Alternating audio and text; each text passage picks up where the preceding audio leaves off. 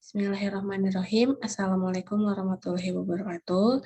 Selamat malam teman-teman semua. Jadi hari ini saya akan menjelaskan materi tentang masih film tentang fairness ya. Maksudnya dari film cacing-cacingan. Jadi ada 3 film yaitu Pelatih Helmintes, Tema Helmintes, dan juga Annelida. Saya akan memberikan materi tidak live via Zoom, dan kalau misalnya ada pertanyaan dari teman-teman, silakan nanti bisa langsung diinformasikan di grup ya, seperti itu. Kemudian ada beberapa hal yang akan saya sampaikan. Yang pertama terkait dengan praktikum taksonomi invertebrata.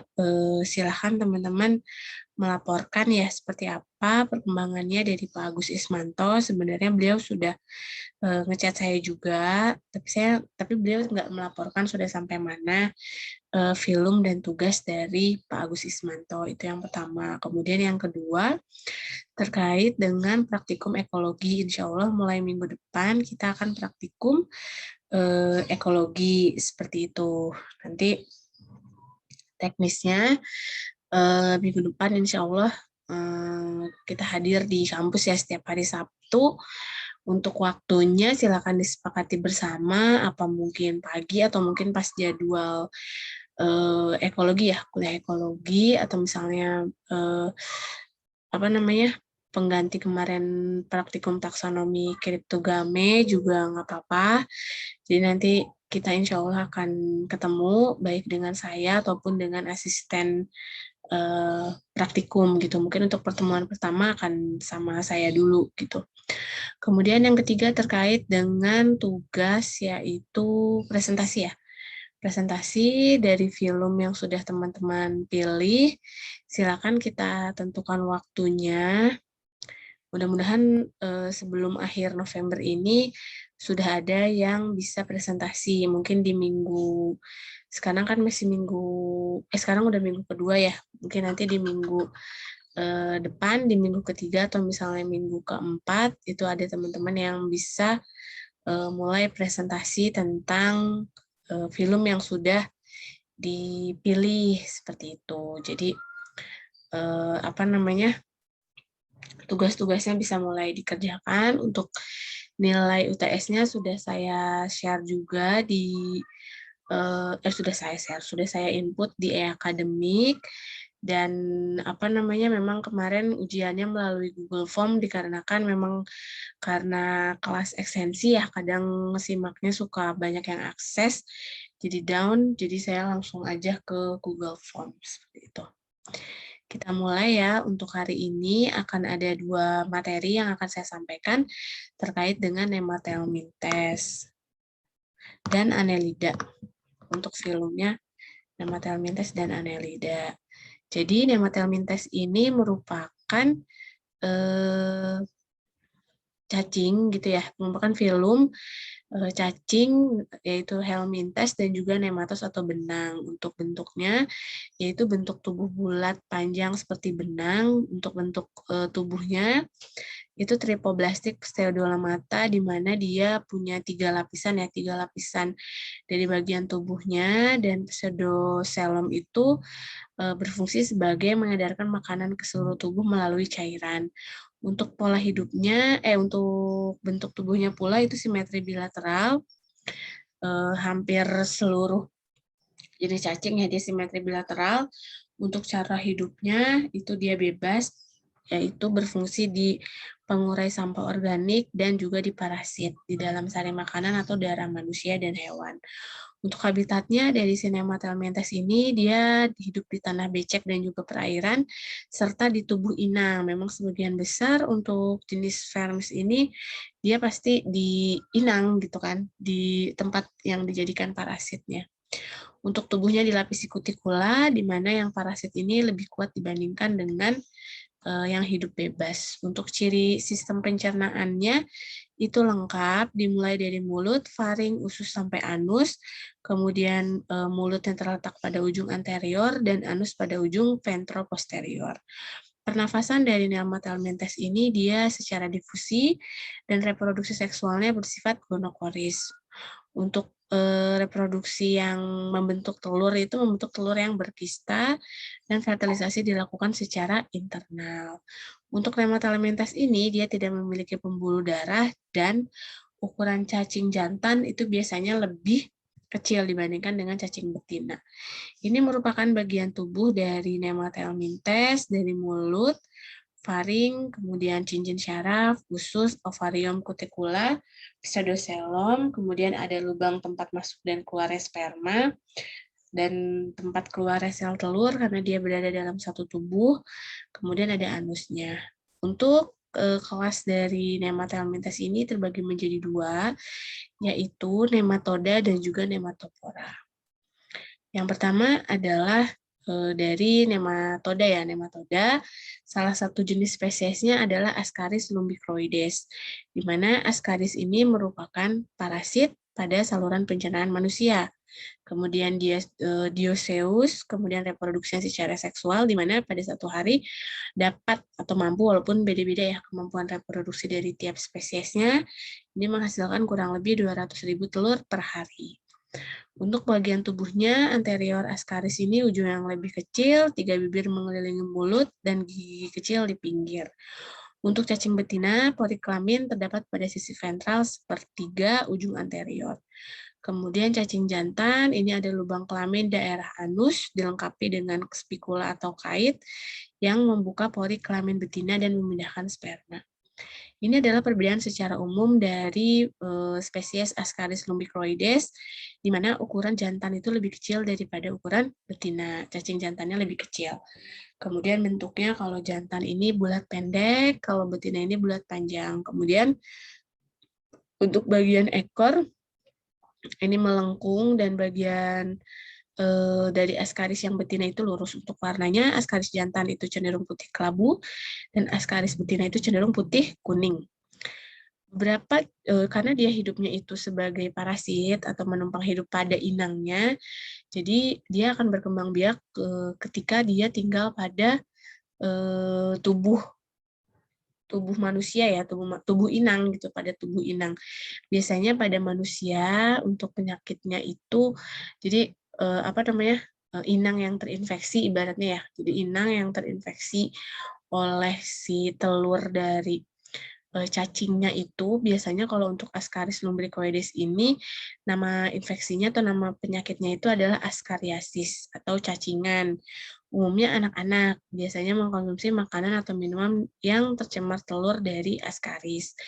Makanya kan kalau misalnya nggak sekarang doang sih, maksudnya dari dulu-dulu gitu kan kita suka di ini ya minimal 6 bulan sekali kalau nggak salah ya minum obat cacing, walaupun kalau sekarang sudah mulai jarang ya, karena mungkin ya dari kebersihan, kemudian higienitas dari si makanan yang dimakan oleh anak-anak gitu, jadi cenderung lebih lebih sehat lah ibaratnya, walaupun ya ketika misalnya terinfeksi otomatis akan terkena penyakit ini. Lapisan pada dinding tubuhnya dari si Ascaris lumbricoides ini diantaranya adalah kutikula, epidermis, yaitu kutikula adalah lapisan yang dihasilkan sel epidermis, kemudian epidermis adalah lapisan protoplasma dengan nukleus, dan lapisan otot atau serabut otot memanjang. Ini adalah daur hidup dari Ascaris lumbricoides, di mana dia akan menginfeksi dari inangnya, yaitu dari manusia, kemudian telurnya ini akan berkembang biak di dalam tubuh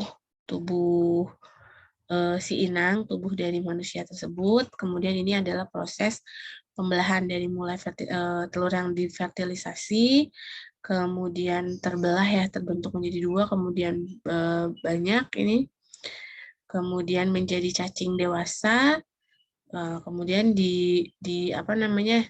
biasanya itu dia akan tumbuh di dalam bagian tubuh manusia, kemudian keluar bersama, biasanya daur hidupnya itu selalu kayak gitu, jadi yang terinfeksi telurnya termakan, kemudian dia itu menjadi tumbuh dan besar, jadi terus aja kayak gitu. Jadi terus aja misalnya fesesnya itu feses dari individu yang terinfeksi itu, kemudian apabila dia masih mengandung cacing tersebut, kemudian misalnya terbawa ya, terinfeksi oleh yang lain, kemudian dia masuk ke dalam tubuh manusia, ya otomatis akan terinfeksi juga manusia tersebut gitu, individu tersebut gitu. Jadi memang daur hidupnya itu cepat ya dan mudah sekali untuk mengapa ya, mengembangbiakan diri dari si cacing ini gitu. Jadi kalau misalnya kita dari mulai konsumsi kan kita nggak tahu ya, bisa aja dia dibawa oleh lalat atau misalnya dari maaf ya, kayak misalnya jajan di tempat yang kurang bersih kayak gitu kan, ya namanya kan nggak, walaupun mungkin di mata kita kelihatannya itu bersih ya, tapi kan secara mikroskopis gitu kan, di bawah mikroskop mungkin akan lebih terlihat tuh, maksudnya ada yang terinfeksi gitu. Makanya kalau misalnya kayak sakit perut atau misalnya kayak anak kecil misalnya diare, bukan anak kecil doang sih kita, cuma kebanyakan misalnya anak kecil diare, kamar mandi terus, atau misalnya dia berhubungan dengan saluran pencernaan lah gitu. Biasanya kan yang dicek sama laboratorium itu adalah si fesesnya kan. Saya kurang tahu dari sini ada yang kerja di bidang kesehatan apa enggak. Biasanya kan dicek dari fesesnya. Nanti di feses itu kan terlihat tuh apakah bakteri atau misalnya ternyata mengandung cacing kayak gitu kan. Baru terdiagnosa lah. Nah, ini adalah bentuk dari Ascaris lumbricoides. Jadi yang ukurannya lebih besar itu adalah jantan. Betina. Kemudian yang kecil itu adalah jantannya. Yang kedua dari filum Nematelmintes itu adalah Aclinostoma duodenal atau Necator americanus, di mana untuk Ancylostoma duodenal ini ditemukan pertama kali di daerah pertambangan dan hidupnya itu memang secara parasit, yaitu menyerap darah dan cairan tubuh di usus halus manusia. Untuk ukuran tubuhnya lebih kecil dibandingkan dengan cacing perut gitu. Dan betinanya sama lebih lebih besar ukurannya. Fertilisasinya dilakukan secara internal, di mana 9.000 butir telur per hari dapat dihasilkan yang keluar bersama sisa-sisa pencernaan makanan. Dia pun dioecious ya. Nah, untuk bentuknya, ujung anterior melengkung membentuk kapsul mulut dengan 1-4 pasang gigi kitin atau kait pada sisi ventral. Kemudian ujung posterior atau jantan ini terdapat bursa kopulasi yang berfungsi untuk menangkap dan memegang cacing betina saat kawin. Dari bagian tengah cacing betina itu terdapat vulva atau organ kelamin luar. Ini adalah daur hidup dari Ancylostoma duodenal atau Necator americanus. Sama mereka akan terinfeksi dari telur ya, atau larva yang sudah terinfeksi masuk ke dalam usus manusia, kemudian berkembang biak di dalam ususnya. Ini adalah bentuk dari Ancylostoma duodenal atau Necator americanus. Ini secara mikroskopisnya ukuran dari jantan dan juga betina, ada Necator americanus dan Ancylostoma duodenal. Ini adalah bentuk dari secara mikroskopis juga ya, parasit dari si Ancylostoma. Memang ukurannya kecil kan, tadi cuma 9 sampai 12 mm. Kemudian yang ketiga adalah dari Nematelmintes, yaitu spesies Oxyuris vermicularis atau Enterobius vermicularis, di mana terdapat di usus besar manusia, khususnya di anak-anak, berukuran sangat kecil, lebih kecil lagi di antara 10 sampai 15 mm. Untuk warnanya putih, dia dioecious, fertilisasi internal, bertelur malam hari. Tidak begitu berbahaya, namun sangat mengganggu karena gatal ya. Jenis cacingnya itu dapat menyebabkan gatal dan dia autoinfeksi. Autoinfeksi itu berarti ketika misalnya termakan si telurnya, otomatis manusia atau misalnya selama tidak diobatin ya, selama tidak diobatin, terus nggak kerasa kan kadang kalau misalnya kita kan makan aja misalnya kayak gitu, ternyata mengandung telur dari cacing itu, ya berarti otomatis terinfeksi gitu kan, auto akan menyebabkan penyakit. Nah, ini adalah kremi ya. Kalau misalnya Oxyuris vermicularis itu adalah cacing kremi. Ini maaf ya gambarnya vulgar untuk mencontohkan apa namanya contoh dari si Oxyuris vermicularis yang terdapat di dalam saluran pembuangan dari manusia. Kenapa di anak-anak? Karena memang ya itu, anak-anak kan nggak kekontrol mainnya, mungkin kan tanah. Makanya kan kenapa sekarang tuh udah jarang juga anak-anak yang terinfeksi ya, karena mungkin jarang anak yang main tanah, yang mainnya sembarangan, yang main di kali, kayak gitu. Mungkin beda ya, kayak zaman saya dulu gitu yang masih sering main kelereng gitu, yang masih sering main di pekarangan kayak gitu kan, di halaman. Kalau sekarang kan anak-anak lebih sering main gadget kan biasanya kayak gitu. Jadi minimalisir efeknya, selain memang kebersihan juga lebih terjaga, nah otomatis penyakit ini pun semakin terminimalisir gitu. Makanya kalau dulu itu seingat saya obat cacing itu kan di sekolah suka dikasih gitu secara rutin. Ini adalah gambaran secara mikroskopis dari Oxyuris vermicularis atau Enterobius vermicularis. Kemudian filum jenis spesies lain dari Nemathelmintes itu adalah si Wuchereria bancrofti, di mana Wuchereria bancrofti ini itu habitatnya atau misalnya dia inangnya itu adalah pembuluh limfa atau getah bening dan menyebabkan penyakit yang disebut sebagai filariasis atau elephantiasis atau kaki gajah.